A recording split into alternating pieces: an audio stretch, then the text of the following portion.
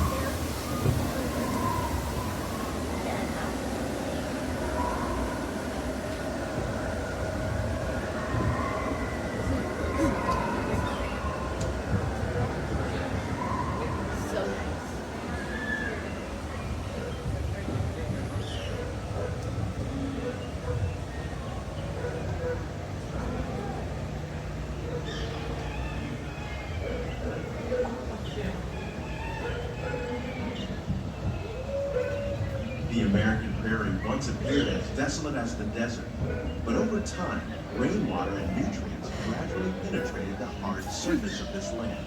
Even the hooves of the mighty buffalo helped create the rich soil that would one day become home to the American fauna.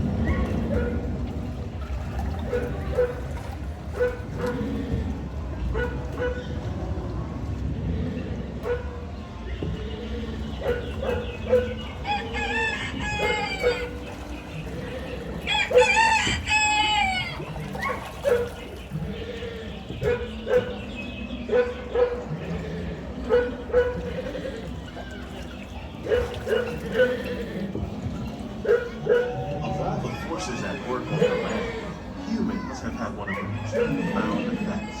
The need to produce food for a growing world led to the enormous use and sometimes overuse of the land. In our search for more efficient ways to grow food, we often fail to realize the impact of our methods.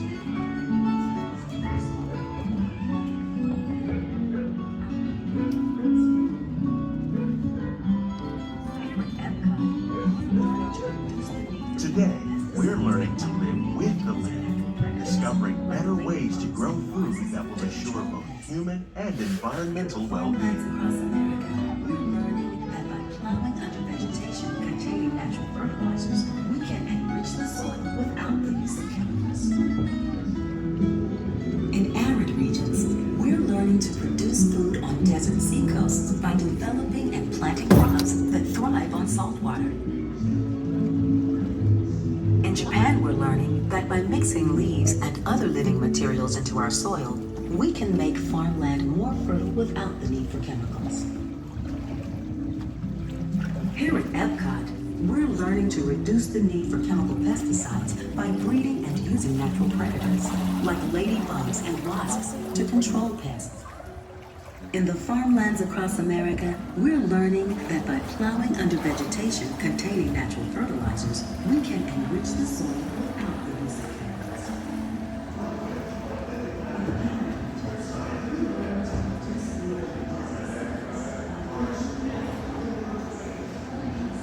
How will we meet tomorrow's growing needs for food production, yet still respect the needs of the land? Some of the answers are being discovered just ahead. To help us maintain these carefully controlled ecosystems, and for your safety, please remain seated in your boat at all times.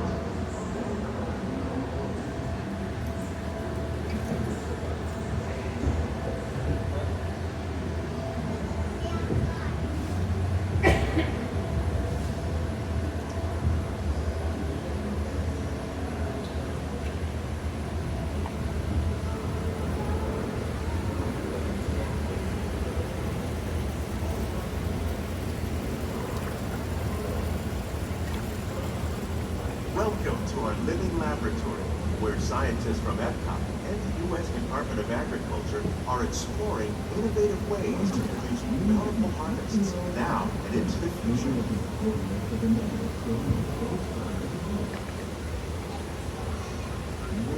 The tropics are home to the greatest diversity of plants on the planet.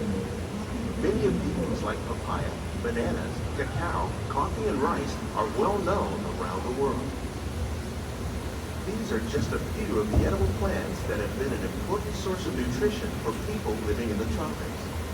Many are rich in vitamins and minerals, while others are well adapted to growing in less than ideal conditions. Some, like the water lily, thrive in wet, swampy areas and waterways. All parts of this plant, even the flower petal, are edible. The starchy root of the plant has long been used to make flour for baking.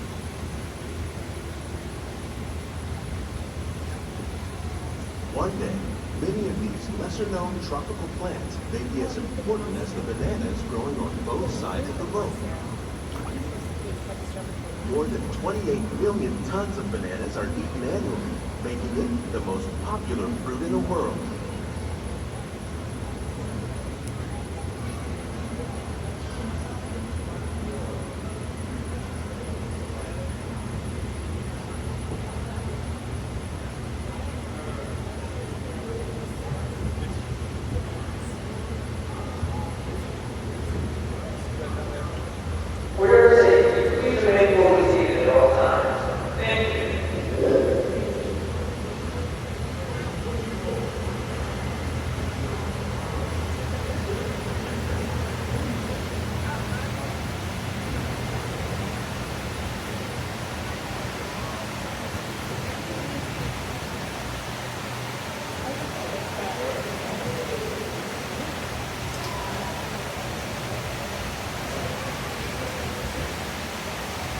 When you mention farming, you probably don't think of fish, but fish farming, or aquaculture, accounts for nearly half of all the seafood consumed globally. Tilapia, bass, and catfish, like the ones you see here, are three of the more popular crops raised by fish farmers.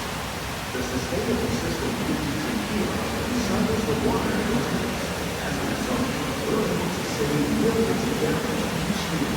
Order safety, please keep your hand and understand the limitations that you have at all times. To certain restaurants,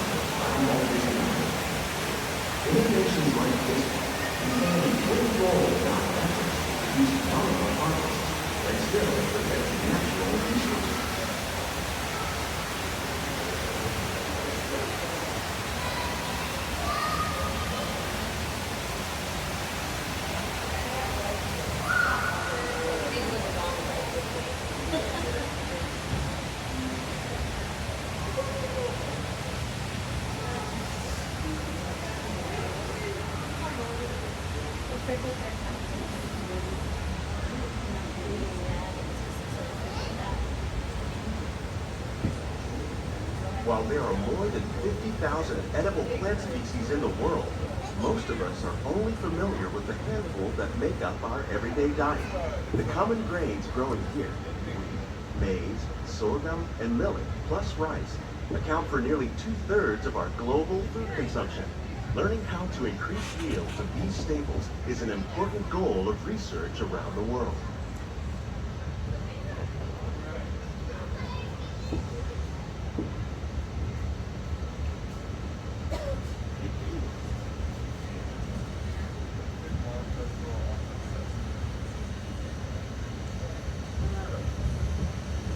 These plants are definitely on their way up.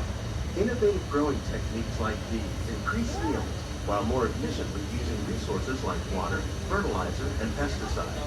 Another innovation at work here is our integrated pest management program. By populating our greenhouses with beneficial insects that prey on harmful pests like aphids and flies, we are significantly reducing our reliance on conventional pesticides. We're growing these crops using our nutrient film system. This technique precisely controls and recycles water and nutrients. With it, we can produce over 27,000 heads of lettuce a year in this one small area.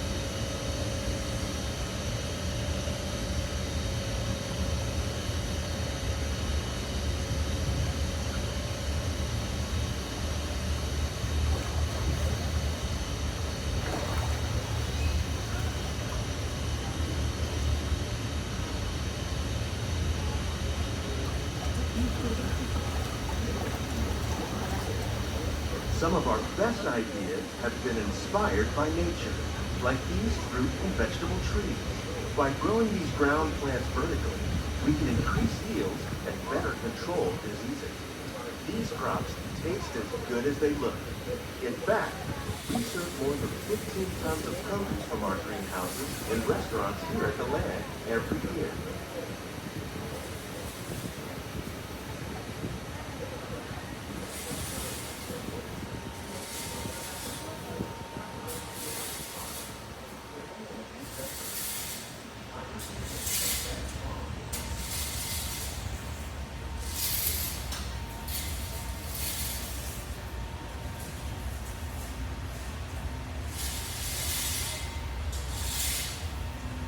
For your sake, please remain The fully future of seated. agriculture may include innovative ideas like this vertical growing system. Plants grown in this way use a fraction of the space required by traditional growing methods. That saves water and increases production. The aquaponics system on your left combines hydroponics with aquaculture. The fish provide a natural source of fertilizer for the plants, and the plants help keep the water clean for the fish. It's another great way to produce more while using less. In our lab, Epcot scientists are working with the U.S. Department of Agriculture on a number of innovative projects. The goal of these efforts is to produce higher yielding and better quality plants.